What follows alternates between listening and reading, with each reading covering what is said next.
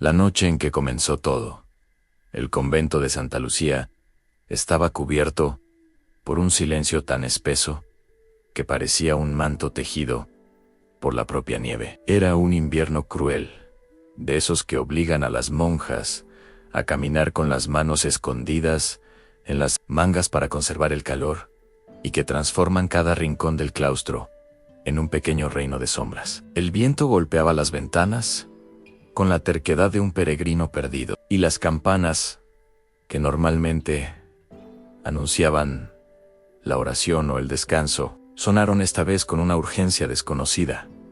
Había heridos llegando desde el valle, hombres arrastrados por la guerra hasta las mismas puertas de un lugar consagrado al silencio. Sor Magdalena de la Cruz, que desde hacía años servía como enfermera improvisada, sintió un estremecimiento recorrerla cuando la priora anunció que la sala de huéspedes sería convertida en enfermería. Aunque sus votos la llamaban a la calma, algo dentro de ella, algo que no había logrado silenciar en 9 largos años de obediencia, despertó con un latido ansioso, como si aquella noche fuese apenas el preludio de algo que jamás podría imaginar. Las puertas se abrieron de golpe y el olor a hierro, sudor y pólvora irrumpió en el patio interior como un intruso. Los soldados cargaban camillas improvisadas, cuerpos vendados con telas manchadas de sangre y tierra. Magdalena se adelantó sin dudar, acostumbrada a la crudeza de los campos de batalla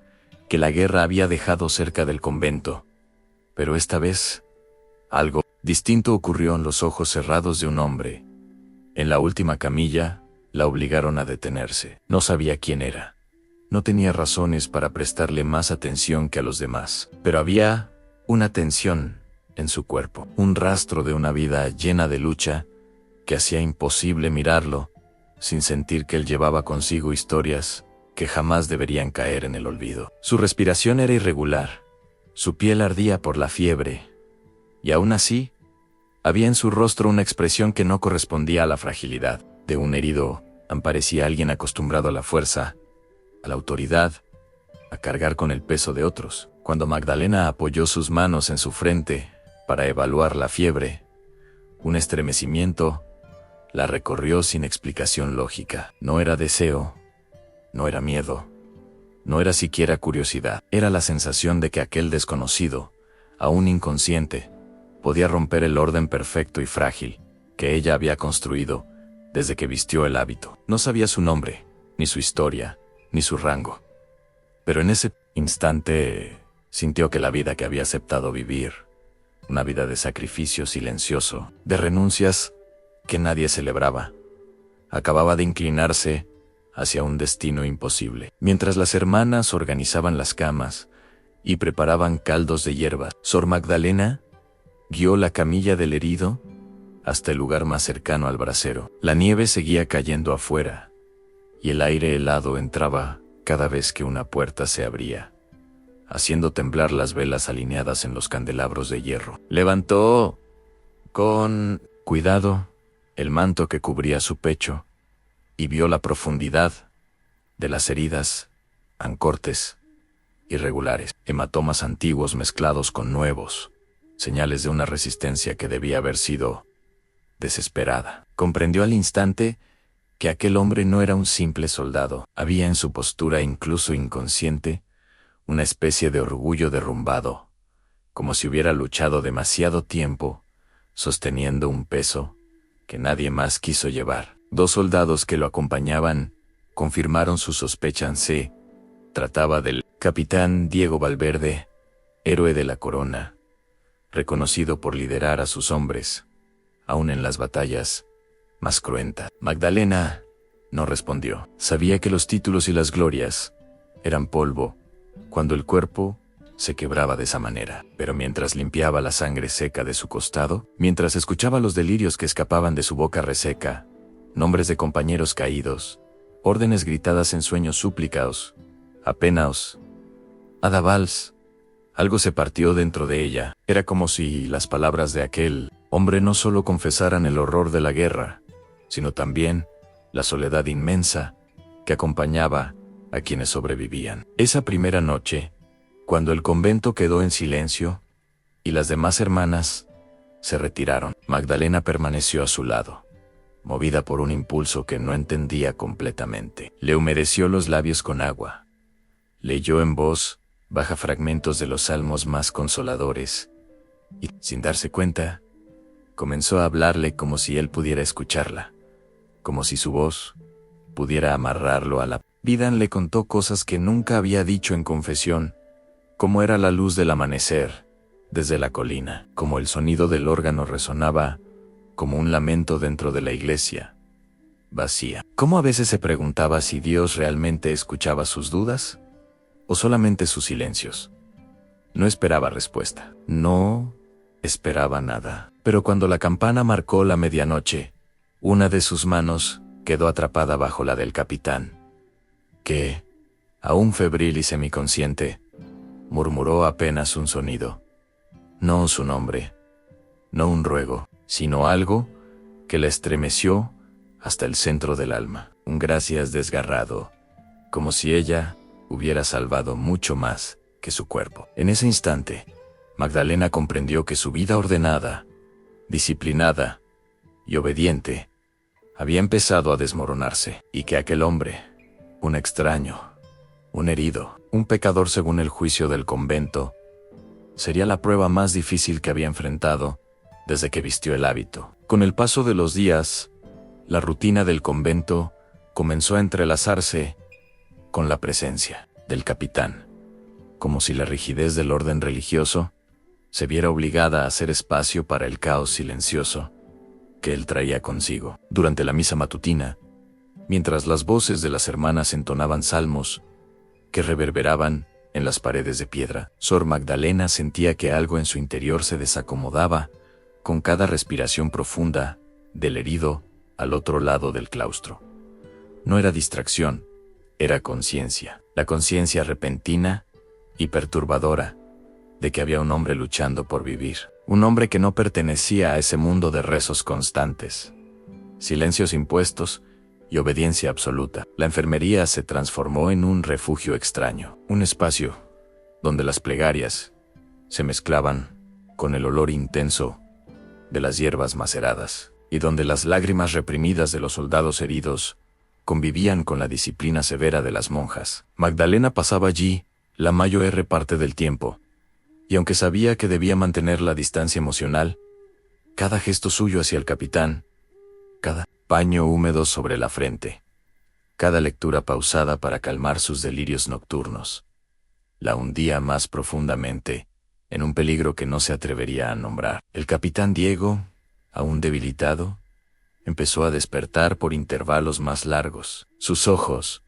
oscuros y febriles, recorrían el techo de la sala como si intentaran reconstruir el mundo a partir de fragmentos que su memoria dispersa no conseguía unir. En esos momentos, la voz de Magdalena era lo único que lo anclaba a la realidad. Una voz suave, modulada, que tenía la extraña virtud de entrar en sus heridas sin causar dolor. Ella le leía pasajes de los salmos, no por devoción absoluta, sino porque sabía que el ritmo acompasado de los versos podía calmarlo. Y cuando él cerraba los ojos, no era para rezar, sino para escucharla mejor. En uno de esos despertares, ella descubrió que él recordaba su tono, su respiración, incluso su manera de sostener el cuenco de agua. No recordaba su rostro.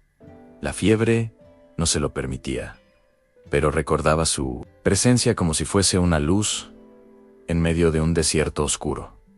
Esa idea la estremeció. Durante años, había sido invisible incluso dentro de los muros del convento, obedeciendo en silencio, cuidando sin esperar reconocimiento, existiendo sin dejar huella. Pero para ese hombre, en ese instante, ella era la única certeza. Y esa certeza era peligrosa, era tentadora, era un abismo. Cada vez que Diego murmuraba su nombre, no como penitencia, sino como ruego, Magdalena sentía que su vocación, ya vacilante, se inclinaba hacia una dirección prohibida, y temía, más que a Dios o al juicio del convento, perder esa inesperada capacidad de ser vista. Una madrugada particularmente fría, cuando la escarcha se adueñaba de las rejas del claustro, y el silencio parecía morder los bordes de las paredes, Magdalena despertó sobresaltada por un gemido ronco, proveniente de la enfermería. Con los pasos casi imperceptibles que había aprendido tras años de disciplina monástica, llegó hasta la camilla del capitán y lo encontró luchando contra una pesadilla. Su cuerpo se arqueaba con violencia, como si intentara escapar de un enemigo invisible. Gotas de sudor caían por su frente, y sus manos temblaban, aferrándose a las sábanas como si fueran la única barrera entre él y el infierno que su mente recreaba. Magdalena, sin pensarlo, colocó una mano sobre su pecho para estabilizarlo. Diego abrió los ojos de golpe, confundido, jadeante, y en medio de su delirio creyó ver las sombras de sus compañeros, caídos aun cuando su mirada finalmente se centró en el contorno de Magdalena.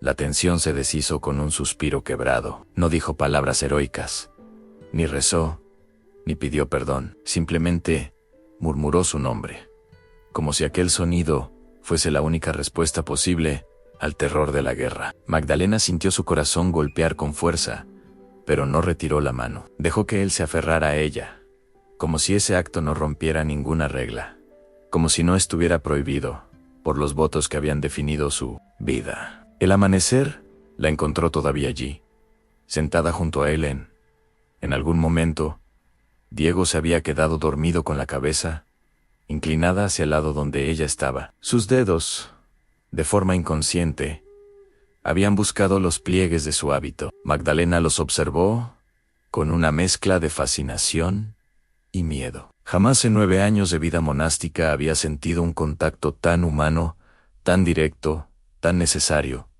y sin embargo, no lo apartó. Sabía que los muros del convento estaban llenos de ojos, vigilantes, especialmente del padre Anselmo, quien veía tentación incluso en los respiros mal sincronizados. Pero esa mañana, mientras escuchaba el canto de los pájaros, mezclado con la respiración tranquila del soldado, algo dentro de Magdalena se reveló. ¿Cómo podía ser pecado aliviar el tormento de otro ser humano? ¿Cómo podía la Iglesia condenar aquello que, por primera vez en años, la hacía sentirse viva? Mientras meditaba en esas preguntas prohibidas, una idea la golpeó con la fuerza de una verdad enterrada. Aquel hombre no estaba destinado a desaparecer de su vida. Algo los había unido: el dolor, la vulnerabilidad, la necesidad.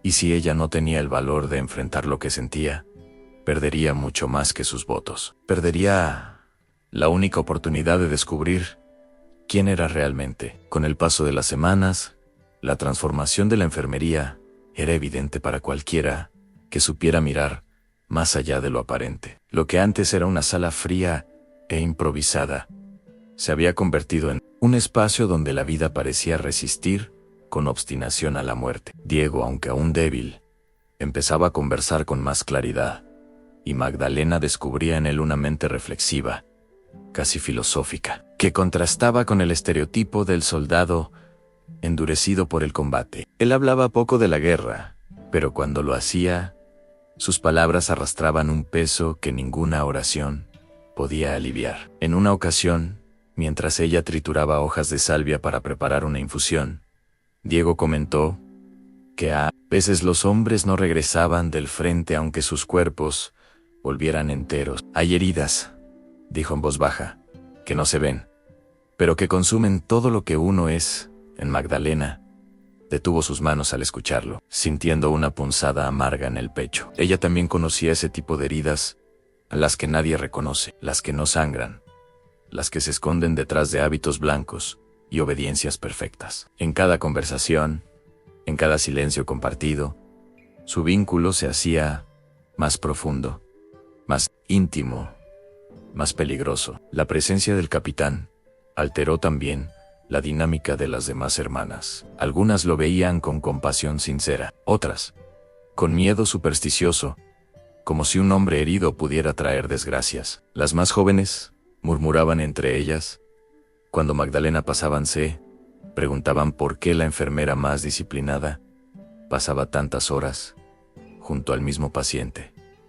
¿Y por qué el soldado parecía tranquilo únicamente cuando ella estaba cerca? Padre Anselmo, siempre vigilante, empezó a aparecer con más frecuencia en la enfermería, bajo el pretexto de ofrecer oraciones. Pero sus ojos no buscaban almas que salvar, buscaban fallas que castigar. Observaba los movimientos de Magdalena con la precisión de un cazador, esperando encontrar cualquier gesto que pudiera acusar de debilidad. Ella lo sabía, y aún así no podía evitar que su cuerpo reaccionara instintivamente a cada sonido de agonía del capitán. Cuando Diego tenía un ataque de tos o un espasmo producto de la fiebre residual, Magdalena dejaba todo para atenderlo, movida no solo por la compasión, sino por un temor que no se atrevía a nombrar en el temor a perderlo. Y cada vez que ella se inclinaba sobre él, cada vez que sus manos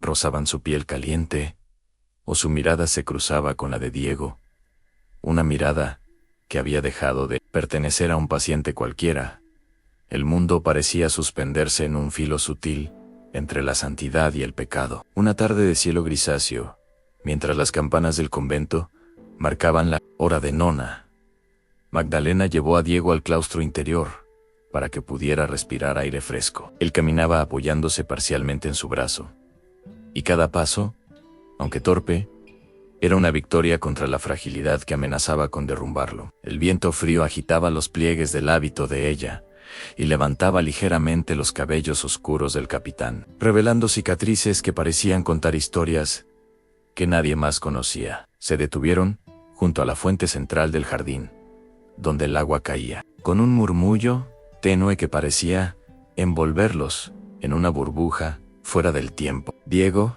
con un esfuerzo medido, se sentó en el borde de piedra y respiró profundamente. Aquí, uno podría imaginar que la guerra no existe, dijo con un tono que mezclaba alivio y tristeza. Magdalena no respondió de inmediato. En lugar de eso, observó cómo la luz tenue resaltaba las sombras bajo sus ojos, cómo su postura seguía siendo la de un hombre entrenado para resistir incluso cuando ya no tiene fuerzas, y entonces comprendió que él no era solo un soldado herido, era un hombre que ya no sabía si merecía seguir viviendo. Ella se sentó a su lado, manteniendo la distancia adecuada que dictaba la prudencia, aunque cada fibra de su cuerpo deseaba acortar ese espacio. Hablaron de cosas pequeñas al principio, del clima, del estado de los otros heridos, de los cantos de las hermanas durante las horas litúrgicas, pero la conversación, como tantas veces, derivó hacia terrenos más profundos. Diego le confesó que, durante la emboscada, había tenido que tomar decisiones que lo perseguían aún en sueños. «No sé si Dios me mira con misericordia», murmuró. Magdalena bajó la mirada, sintiendo una punzada familiar. «Todos cargamos con cosas que no sabemos cómo entregar a Dios», respondió con una honestidad que la sorprendió incluso a ella. Hubo un silencio denso, una pausa, en la que las miradas se cruzaron y parecieron sostenerse en un territorio prohibido. No hubo contacto físico, pero la proximidad de sus sombras en el suelo del claustro traicionaba todo lo que ambos intentaban reprimir. Fue en ese instante que Magdalena comprendió que su vida estaba cambiando irrevocablemente, como si las paredes del convento ya no pudieran contener la verdad que crecía dentro de ella. Y aunque intentaba convencerse de que su deber era alejarse, no podía evitar sentir que, por primera vez en muchos años, estaba exactamente donde debía estar. Con el avance del invierno, la tensión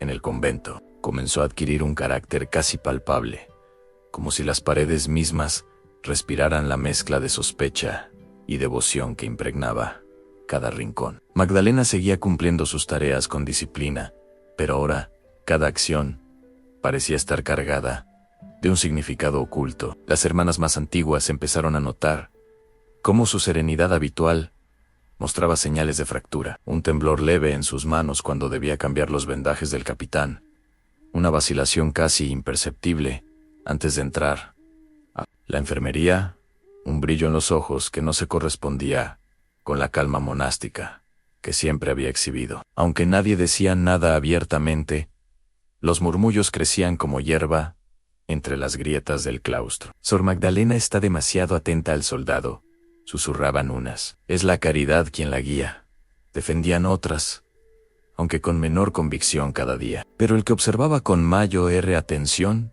era, como siempre, Padre Anselmo. A cada paso, a cada gesto, él veía una amenaza en la desviación de una monja que había sido ejemplo durante años. El temor del sacerdote no era solo moral, era también político y personal. Si se descubría que una de las religiosas, bajo su supervisión, había formado un lazo afectivo con un hombre, su prestigio ante el obispo se vería manchado. Y con él, su influencia. Diego, ajeno en parte a ese clima, pero perceptivo por naturaleza, notaba que algo cambiaba en su entorno. Las sonrisas tímidas de algunas hermanas se tornaron más tensas. Las visitas se hacían más breves. Los silencios más largos. Incluso la manera en que la puerta de la enfermería se abría o cerraba parecía llevar un juicio implícito. Sin embargo, todo eso se difuminaba cuando Magdalena estaba cerca. Con ella, el mundo recuperaba una forma que Diego había creído, perdida a la forma de la bondad, del entendimiento, del cuidado sincero. Cada vez que ella se arrodillaba para ajustar una manta o sostenerle el brazo, él sentía un alivio que no provenía de la medicina, sino de la presencia humana. Pero en esa presencia también había algo que lo desarmaba más que cualquier enemigo.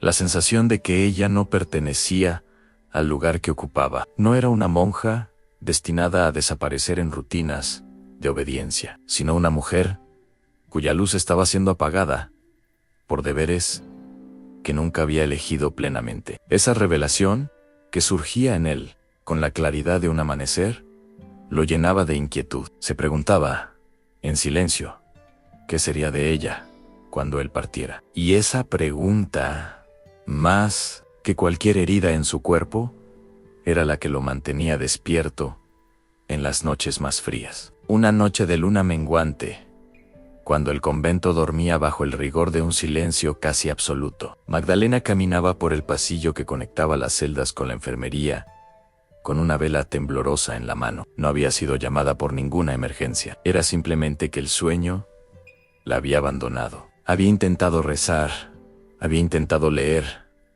incluso había intentado convencer a su corazón de que no debía latir tan aprisa, pero nada funcionó. Su mente regresaba una y otra vez a la imagen de Diego sentado junto a la fuente, hablando de culpa, de muerte, de miedo y de la esperanza tímida que centelleaba en su mirada cada vez que ella estaba cerca.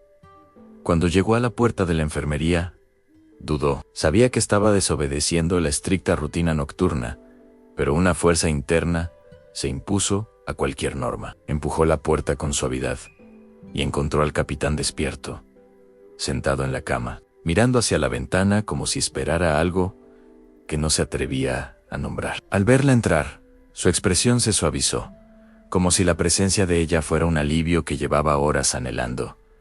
¿No puedes dormir?, preguntó él en voz baja. Magdalena negó con la cabeza, incapaz de encontrar palabras. La vela proyectaba sombras en las paredes, sombras que parecían rodearlos como testigos mudos de algo que estaba a punto de desbordar los límites aceptables. Diego señaló la silla junto a su cama, y ella se sentó sin protestar, aunque sentía que su respiración era demasiado audible en el silencio de la estancia. Hablaron poco, no necesitaban palabras para sentir la cercanía creciente que los envolvía. Él le dijo que había soñado con el campo de batalla, pero que esta vez no se había despertado ahogándose porque en el sueño había escuchado su voz cantando un salmo.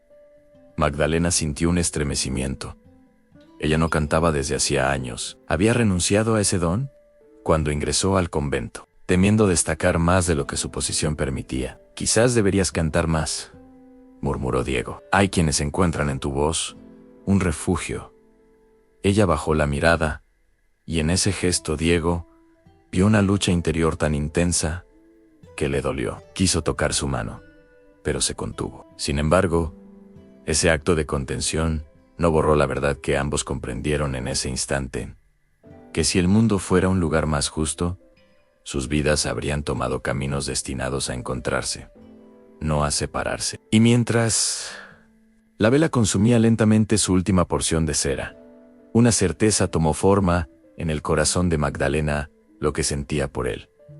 Ya no era un impulso pasajero, ni una confusión espiritual. Era amor, un amor tan profundo y tan prohibido, que amenazaba con romper todo lo que ella había sido obligada a construir. El rumor de que algo inapropiado estaba ocurriendo entre Sor Magdalena y el capitán Diego tomó fuerza en el convento, como una corriente subterránea que nadie veía, pero todos sentían. Bastó una mirada mal interpretada, un gesto demasiado atento, una visita nocturna que alguien creyó escuchar, para que los cuchicheos se transformaran en sospechas. Padre Anselmo, cuya obsesión por el control había crecido desde la llegada del soldado, decidió actuar. Una mañana, inmediatamente después de la oración de lauds, pidió hablar con Magdalena en la sacristía. La sala, adornada con tapices antiguos y candelabros austeros, parecía más fría que de costumbre, como si reflejara la severidad del sacerdote. Él la observó con expresión impenetrable, y su voz emergió como un eco distante. Hermana, comenzó, tus obligaciones parecen haberse desviado hacia un único objetivo. Atender a un hombre en particular. Magdalena mantuvo la postura, pero sus manos se crisparon por debajo del hábito. Padre Anselmo continuó con un tono que no dejaba espacio a la compasión. La caridad no debe confundirse con apegos mundanos. Tu responsabilidad es cuidar almas, no entregarte a tentaciones disfrazadas de deber. Magdalena intentó explicar que su dedicación hacia el capitán no era diferente de la que tenía con cualquier otro herido, pero sus palabras murieron frente a la rigidez del sacerdote. Él no buscaba comprensión, buscaba culpa. He observado, dijo finalmente, que tu mirada se suaviza cuando te diriges a él, y que él depende demasiado de tu presencia. Esto no puede continuar.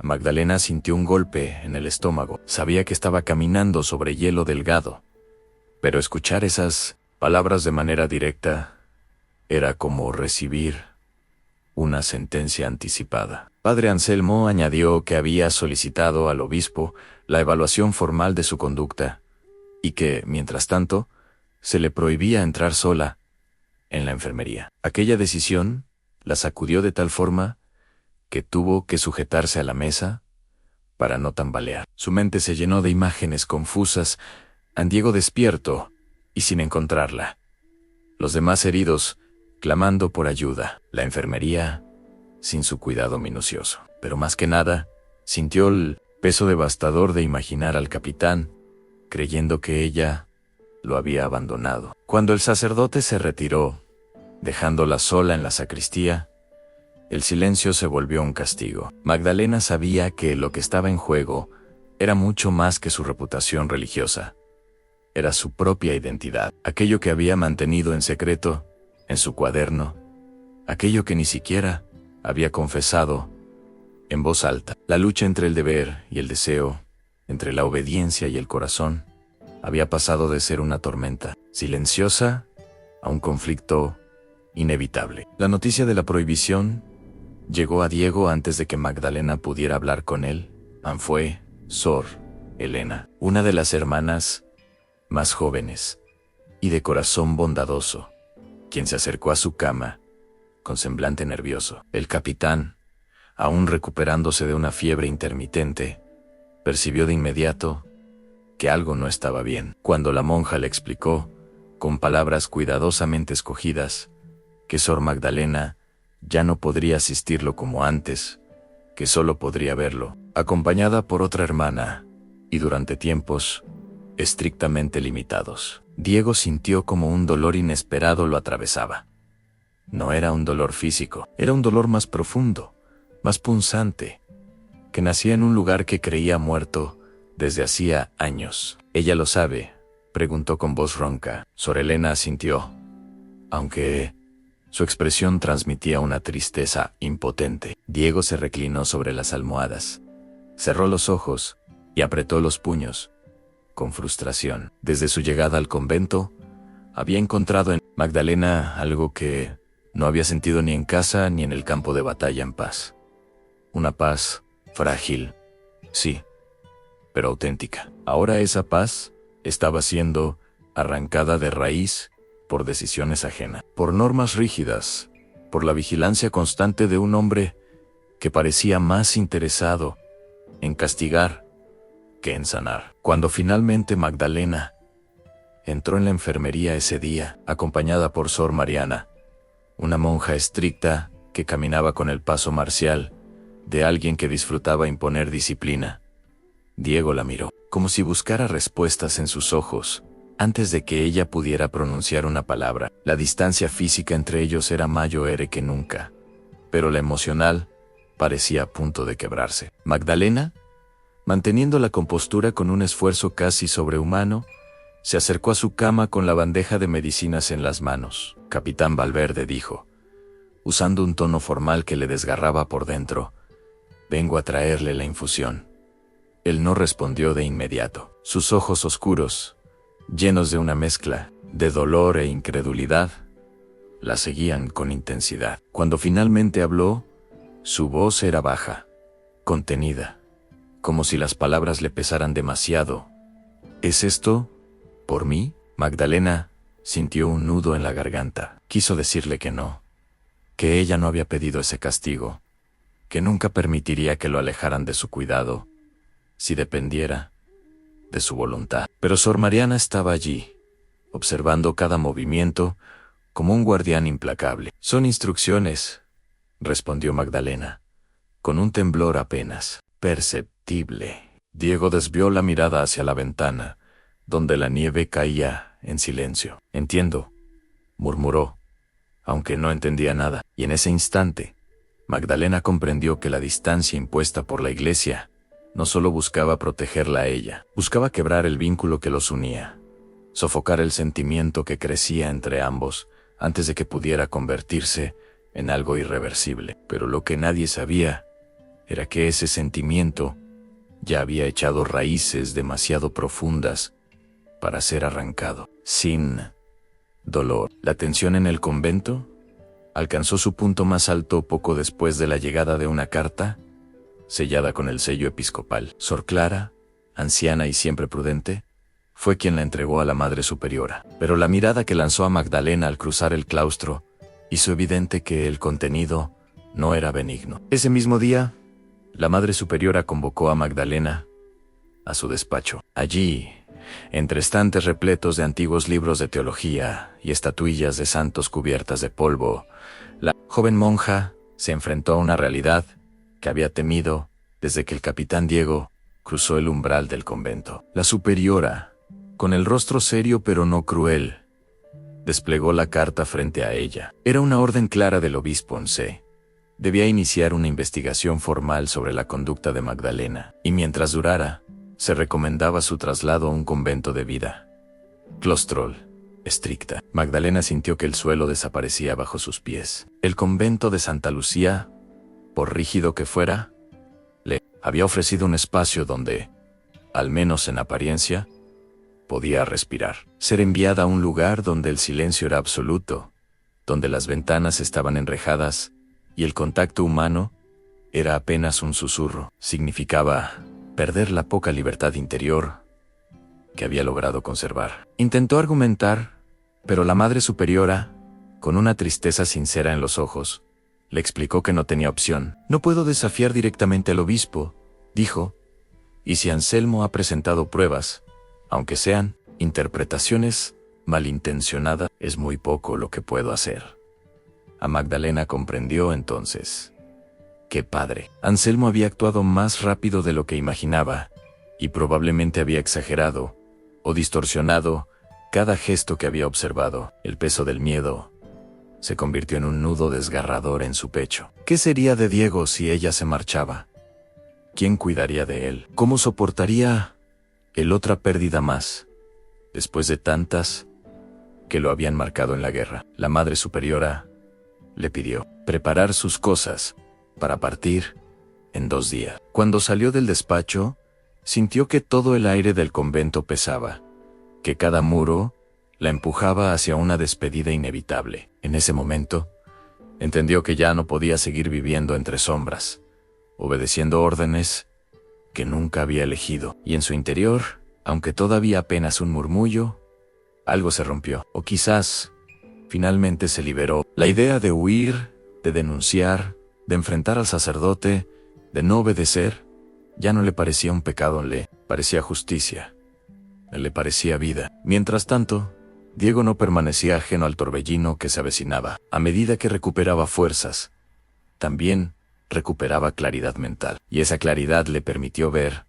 lo que antes había pasado por alto: los susurros nerviosos, las miradas esquivas, los pasos apresurados cada vez que él preguntaba por Magdalena. Su intuición militar, afinada por años de sobrevivir en zonas hostiles, le dijo que algo grave estaba ocurriendo. Cuando Sor Elena le reveló, con lágrimas contenidas, que Magdalena sería trasladada en apenas 2 días, el capitán sintió un impulso visceral que casi lo obligó a levantarse de la cama de inmediato. «No pueden hacerle eso», murmuró, con una mezcla de rabia y desesperación. «Ella no ha hecho nada malo», Sor Elena, temblorosa, solo respondió: «Ampara a ellos. Sentir ya es un pecado». Aquellas palabras golpearon a Diego con fuerza. Durante toda su vida, había seguido órdenes. Había matado por deber. Había callado injusticias por disciplina. Pero en ese momento, por primera vez, supo con absoluta certeza que había una orden que no obedecería jamás, a permitir que Magdalena fuera destruida. Esa misma tarde, cuando Magdalena finalmente pudo verlo, acompañada, nuevamente, vigilada, como si fuera culpable de un crimen invisible, Diego la miró con una determinación que no había mostrado desde antes de su herida. Ella intentó hablar con serenidad, pero su voz estaba cargada de tristeza. «Me trasladan», dijo con un hilo de voz en él. Respiró hondo, como si luchara contra un dolor físico. «No lo permitiré». A Magdalena lo miró con una mezcla de amor, miedo y resignación. «Diego, no puedes enfrentarte a toda la iglesia». Él esbozó una sonrisa amarga. «He enfrentado ejércitos, Magdalena, y sobreviví.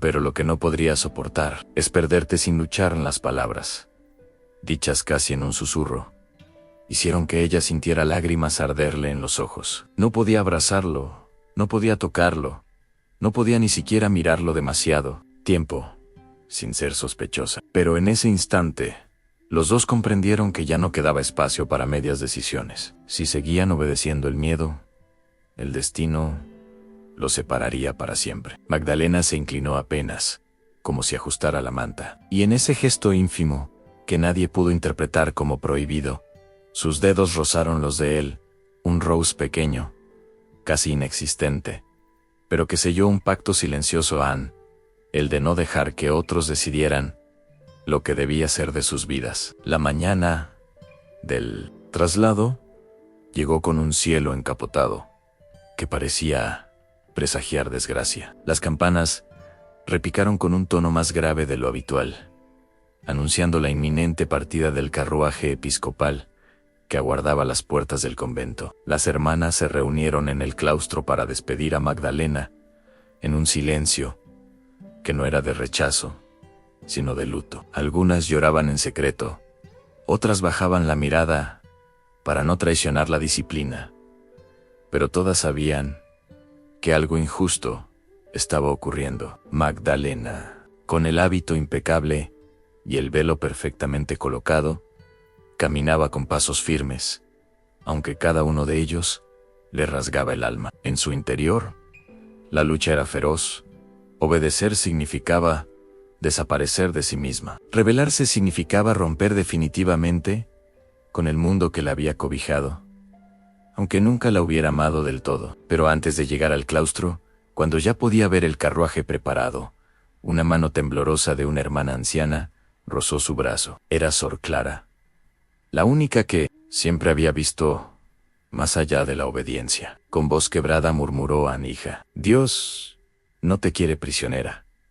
A Magdalena apretó los labios para no llorar. En ese mismo instante, un tumulto estalló cerca de la enfermería. Voces exaltadas, pasos rápidos, un ruido sordo contra la pared. El carruaje, el obispo, las hermanas, todos se volvieron hacia el sonido. Y entonces, como surgido de una fuerza imposible, apareció el capitán Diego, sostenido por 2 soldados que habían acudido por él días antes, pero que ahora lo acompañaban sin comprender completamente lo que estaba ocurriendo. Diego avanzó con evidente dolor, pero con la determinación de un hombre que sabe que su cuerpo puede fallar, pero su voluntad no. Padre Anselmo, horrorizado, corrió hacia él, gritando que no podía estar allí, que estaba violando la separación estricta entre hombres y mujeres consagradas. Pero Diego lo ignoró, o quizás lo escuchó, pero decidió que su voz ya no tenía poder sobre él. Sus ojos,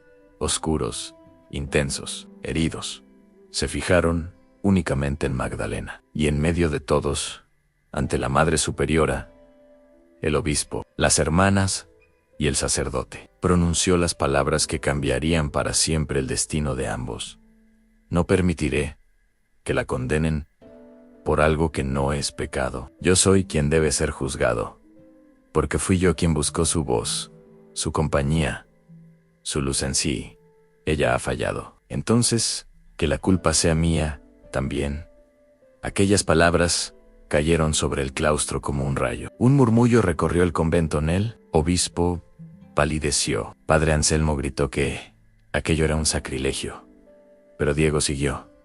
Ella no quebró sus votos. Yo fui el que se aferró a ella para sobrevivir. Y si debo pagar por eso, que sea ante Dios, no ante hombres que solo conocen la ley, no el alma. Las hermanas contenían el aliento. Magdalena sintió que su mundo se quebraba, pero esta vez para abrirse, no para cerrarse. Y en ese instante supo que ya no podía callar nunca más. A Magdalena avanzó hacia él, ignorando las manos que intentaban detenerla, ignorando los sollozos que surgían entre las hermanas, ignorando incluso la voz ensordecedora del obispo que exigía silencio. Su paso era lento, pero su determinación era absoluta. Cuando estuvo lo suficientemente cerca como para que solo él pudiera oírla, murmuró: no voy a dejar que hables por mí. Y luego, levantando la cabeza, con una valentía que jamás había tenido la oportunidad de mostrar, se dirigió a todos los presentes. Su voz, aunque temblorosa, resonó clara. Vivido 9 años obedeciendo reglas que nunca elegí. He rezado palabras que no siempre sentía. He sido alabada por una devoción que no era verdadera. Y el único pecado que cometí fue no reconocer, antes que Dios no se honra con mentiras. Un silencio mortal se extendió por todo el claustro. La Madre Superiora la observaba con una mezcla de dolor y respeto. Muchas hermanas lloraban abiertamente. Padre Anselmo estaba rojo de indignación. Magdalena continuó: sí voy a pagar por algo, que sea por mi verdad, no por la sombra de un pecado inventado. Entré aquí para salvar a mi familia, no por vocación. Y si hoy debo irme, que sea como mujer libre, no como fugitiva. Entonces, sacó una carta de entre los pliegues de su hábito. Era su petición formal de dispensa de votos, escrita la noche anterior con manos temblorosas. La entregó directamente al obispo. Él la tomó, estremecido, incapaz de ignorar la dignidad de ese acto. Y luego ocurrió lo impensable. Las hermanas, más jóvenes, se adelantaron y se colocaron detrás de Magdalena, como un muro silencioso de apoyo. La Madre Superiora inclinó la cabeza en señal de aceptación, y el obispo, atrapado entre la fuerza moral del momento y el miedo al escándalo público, declaró que la solicitud sería tramitada de inmediato. Ya no era una monja, ya no estaba atada pero tampoco corría. Cuando Diego extendió su mano hacia ella, no lo hizo para huir, sino para caminar juntos, sin prisa. No prometieron amor eterno, ni boda inmediata, ni un destino mágico. Prometieron algo más profundo, a reconstruirse, cada uno, antes de construirse mutuamente. Años más tarde, cuando Diego regresó de testificar contra el general corrupto y encontró a Magdalena trabajando en una pequeña enfermería civil, supo que todo el dolor valió la pena. Ella lo recibió sin hábito, sin culpa, sin cadenas. ¿Aún crees que fue un pecado que nuestros caminos se cruzaran?, preguntó él. Alino y ella respondió con una sonrisa serena. Así lo fue. Entonces, es el único que nunca lamentaré. Así, el amor prohibido entre una monja y un soldado herido no terminó en tragedia ni en huida clandestina, sino en el renacimiento de dos almas que, después de sobrevivir al juicio de Dios y de los hombres, finalmente aprendieron a elegirse desde la libertad. Si esta historia te conmovió, si sentiste cada duda, cada susurro prohibido, cada lágrima silenciosa de Sor Magdalena y cada batalla interna del Capitán Diego, te invito a apoyar este canal con un me gusta y cada like. Ayuda enormemente a que estas narraciones de romance histórico lleguen a más personas que aman las emociones profundas, los conflictos imposibles y los destinos que se cruzan contra toda lógica. Tu apoyo permite que podamos seguir creando relatos llenos de pasión, tensión, belleza y alma. Aquí, cada historia está construida para que vivas la emoción desde el primer minuto hasta el último suspiro, y tu interacción hace que este trabajo siga siendo posible. Si este video te hizo sentir, aunque sea un poco, lo que sintieron nuestros protagonistas, entonces, tu like es una forma poderosa de decir, quiero más historias así. Y si deseas seguir explorando amores prohibidos, secretos que cambian destinos, confesiones que rompen cadenas y pasiones que desafían a la sociedad, suscríbete al canal y activa la campanita para no perderte ninguno de los próximos relatos. Cada semana encontrarás nuevas historias narradas con esta misma intensidad: duquis atormentados, herederas rebeldes, monjas que descubren la verdad de su corazón, soldados marcados por la guerra, pactos peligrosos, compromisos rotos y decisiones que transforman vidas. Este canal es un refugio para quienes aman el drama aristocrático, el romance maduro y las emociones que dejan huella. Únete a esta comunidad, comenta qué parte te tocó más y cuéntame qué tipo de historia te gustaría escuchar después. Tu voz también construye estos relatos. Gracias por estar aquí, por escuchar hasta el final y por hacer que cada historia cobre vida.